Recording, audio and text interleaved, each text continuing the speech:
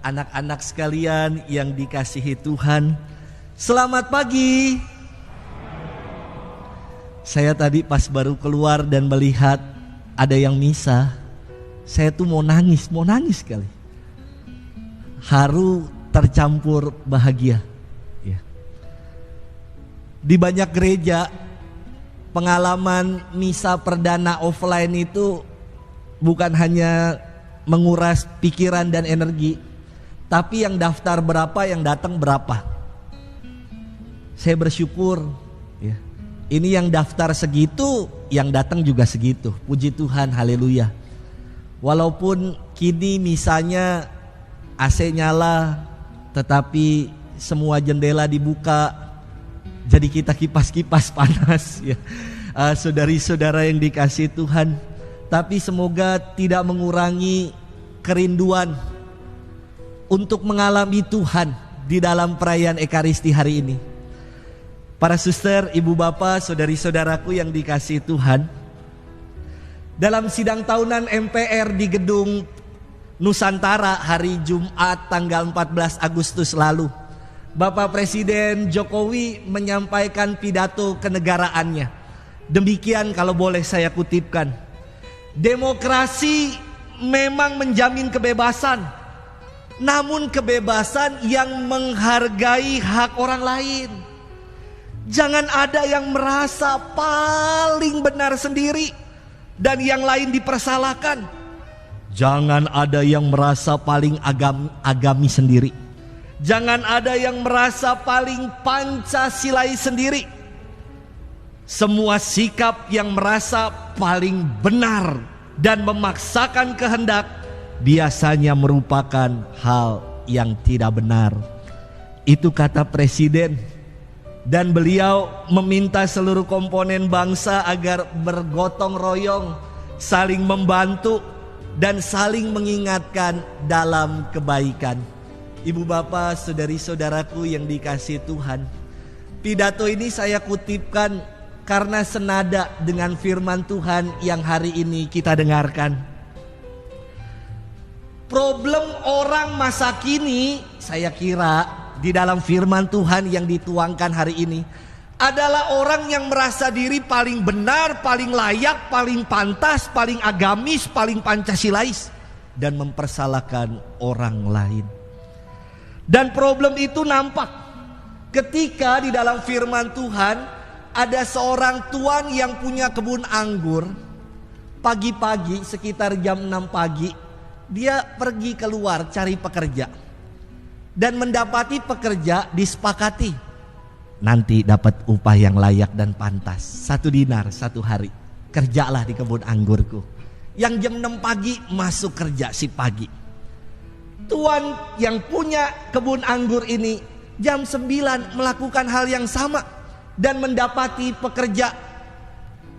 Jam 12 dia keluar lagi. Jam 3 sore dia keluar lagi. Karena masih mendapati orang-orang yang nganggur dan duduk-duduk di pasar. Kerjalah di kebun anggurku, tuailah panenan. Dan terakhir jam 5 sore tuannya juga memanggil pekerja-pekerja untuk bekerja di kebun anggur Tuhan. Sekurang-kurangnya ada 5 kali tadi itu tuan sang pemilik kebun anggur keluar. Jam 6 pagi, jam 9 pagi, jam 12 siang, jam 3 sore, dan jam 5 sore. Saudari-saudaraku yang dikasihi Tuhan, yang masuk paling pertama ini dia merasa diri, aku seharusnya dapat lebih. Seharusnya dapat bonus lemburan. Seharusnya aku diganjar yang lebih daripada yang baru masuk 1 jam ini. Namun ketika sang mandor membagikan upah yang sesuai dengan perjanjian, upah yang cukup, upah yang pantas untuk 1 hari yakni 1 dinar, mulailah orang yang pertama masuk ini dia protes sama itu tuan. Tuan, dia mengatakan tadi dalam firman, Tuan, yang masuk jam 5 sore itu hanya bekerja 1 jam saja.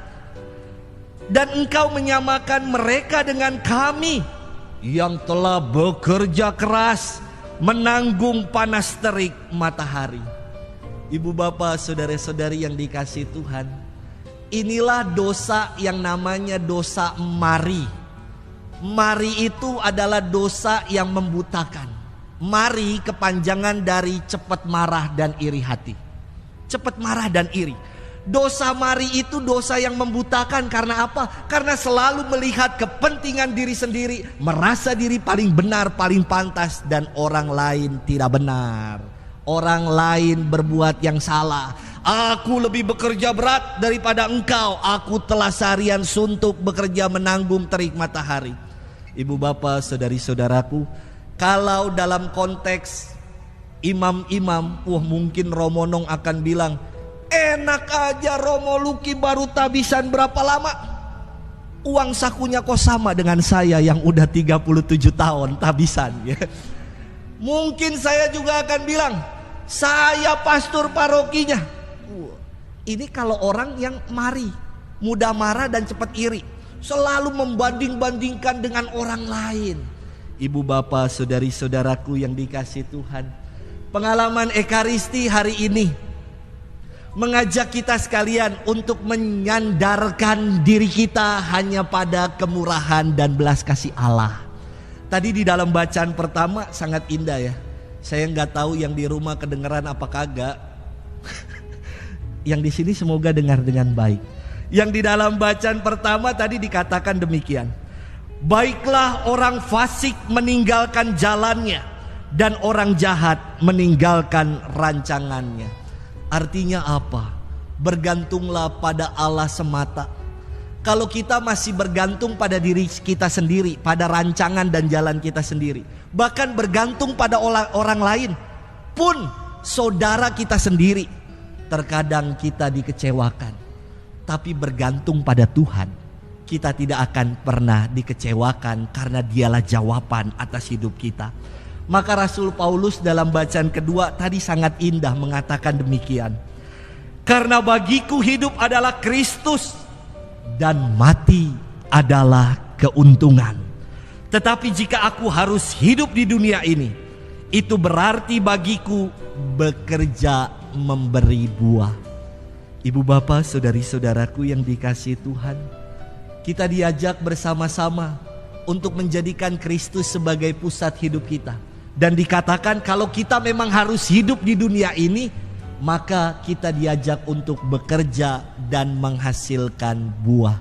Hati-hati dengan dosa mari, mudah marah dan cepat iri. Dosa itu hanya melihat diri yang paling benar, paling agamis, paling layak dan paling pantas, dan menampik ada kebenaran, ada juga kepantasan dalam diri orang lain. Semoga kita dibebaskan dari dua dosa yang membutakan ini.